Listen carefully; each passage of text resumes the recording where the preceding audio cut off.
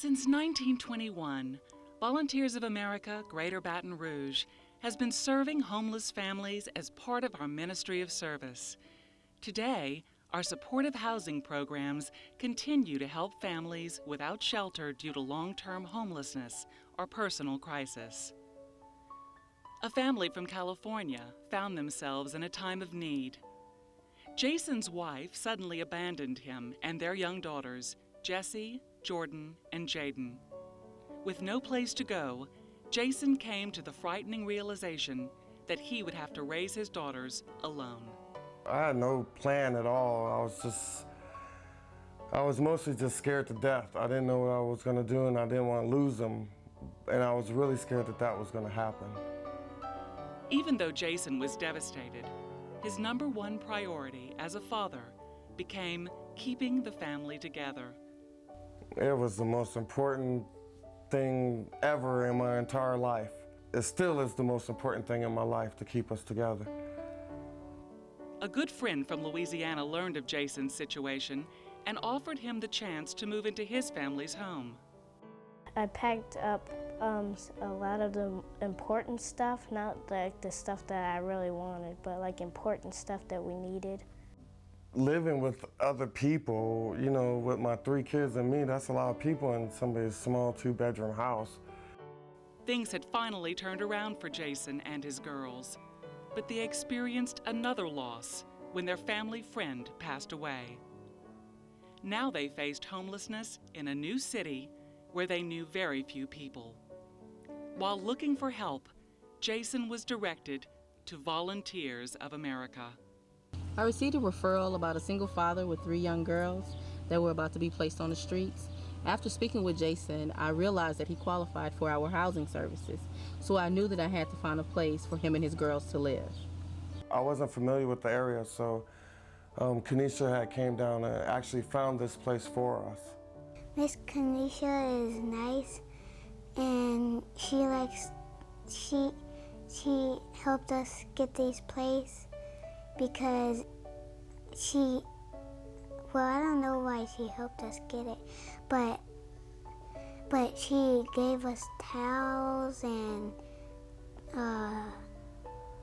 silverware and cups and plates. I got a home instead of sharing one. Even through this uncertain time, Jason kept a steady job and his work ethic remained strong. Come rain or shine, he rides a bicycle to work each day to provide for his girls. I put a plastic bag on if it's raining, or if the weather's really bad, I put a lot of coats on, or a plastic bag, or anything to stay dry. Living in an area with no public transportation and not having a family car complicates Jason's ability to provide for the girls and limits where they can go together. Without a car, we have trouble going grocery shopping. We have trouble paying some of the bills. If I need something for the kids, I can't really get it. I have to ride my bike wherever I go. It's been really difficult. I would go to places I always wanted to go to, like the library, to get some books. Volunteers of America's presence in their lives is a key part of helping them get to where they are now. She's always calling, checking on me, making sure everything's all right. She's always concerned if I have a problem to let her know.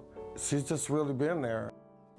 Having a home has given the family some stability, but Jason still struggles with the unique challenges of being a single dad. Well, the most important thing is to keep us together. That's the most important thing. And then second is to take care of them, make sure that they're getting good grades in school, make sure they're healthy. Those are the most important things to me. Without Volunteers of America, they most certainly would have been in foster care. And I'm not sure how I would have been able to handle that. I just comfort him and make him feel that he knows that he's not alone and that we'll get through this problem together. While they have a long way to go, Jason and the girls are determined to succeed and have bright hopes for the future. They want me to be a manager So I think I'm really going to work hard to try to make that happen. I really want to get them in college. I didn't get a chance to go, so I would really be pleased if that happened. In South Louisiana, there are thousands of families like Jason's who are struggling to find their way. Volunteers of America, Greater Baton Rouge, does more than just supply basic needs. We strengthen families by providing them with the tools they need to rebuild their lives. Volunteers of America saved my life, kept my family together. Yeah, absolutely.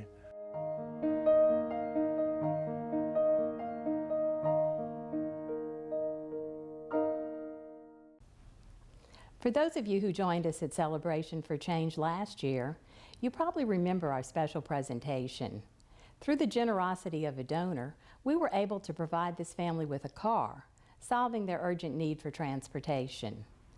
While we celebrated together, none of us could have ever imagined what would happen to Jaden, their youngest daughter, only a few weeks later.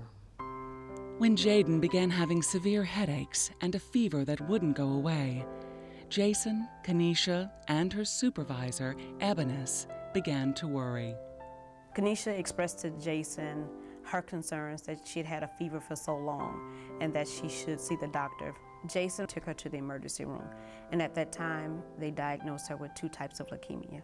Jason and Jaden were immediately transported to Memphis. When Jaden got sick, I was afraid of a lot of different things, but what I was most afraid of is knowing that she could get worse than what she already is.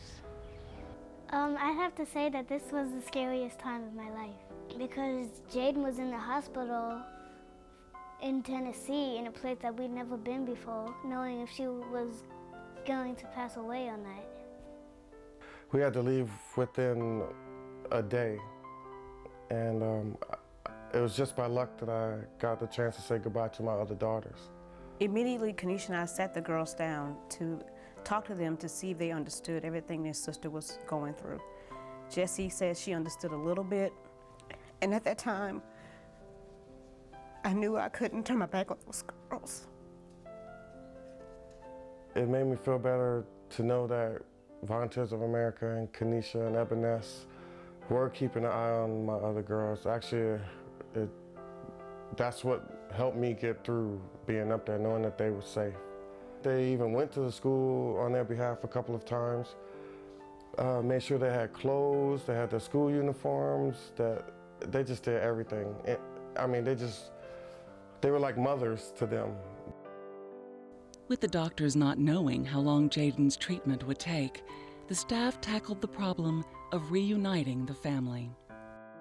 Kenesha called the Memphis office, not knowing who to ask for, just kind of took a stab in the dark, and an angel answered the phone, and her name is Pat. Even though Pat told Ebenezer that their affiliate did not have a housing program in Memphis, her staff did not hesitate to wrap supportive services around Jason and Jaden. I immediately kicked in my social worker hat, and my whole office decided that we were going to support them because they're part of our Volunteers of America family. Pat assured us that she would do everything in her power to make sure Jason and Jaden were okay. At the time, we didn't know what that meant. We just assumed she would go by the hospital to visit a couple of times, but it went far beyond that. It was unusual for 2 affiliates to work together so closely to support one family living apart. But from the first time Pat met Jason and Jaden, she lived out Volunteers of America's ministry of service. He was very overwhelmed. I could feel that in his heart. And I just kept saying to him, this is what we do. This is who we are. This is Volunteers of America. It's okay. Pat and her staff did what they could to meet Jason's basic needs, threw Jaden a birthday party, and offered prayers and emotional support. Pat sent daily emails and photos to keep everyone in Baton Rouge connected. Really, the main thing was taking us out to get away from the hospital and forget about her being sick. I couldn't believe someone, a perfect stranger, had just opened her heart the way she did. And she simply said, my family in Baton Rouge needs me, and I'm going wherever the need is. And she did. and I am forever grateful to her and her staff for everything they did. After 2 months in Memphis, Jaden got the good news that she could complete her treatment in Baton Rouge. Volunteers of America moved the family to an apartment right down the street from the hospital. Pat came to Baton Rouge to visit just days after hearing the news that Jaden's cancer was finally in remission. Even though the cancer is in remission, she's still very sick.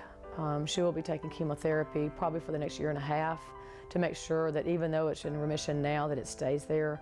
And it's very, very toxic to this little 8-year-old. And so she's having a hard time. She's in a lot of pain. The hardest part of seeing my sister sick is knowing that I can't do anything to help her or make a difference, even though I wish I could. To go back and forth to the hospital, especially since she's going a little more than they anticipated, it's a nightmare. I mean, thanks to Volunteers of America, we live very close to the hospital, but it's just terrible. And I would be scared to think where this family would be right now if it wasn't for Volunteers of America Baton Rouge. You know, we don't have anybody, and for them just to step up, I mean, I knew them for a while, but I don't want to say strangers, but they were just people, and now they are so much more to us, to all of us.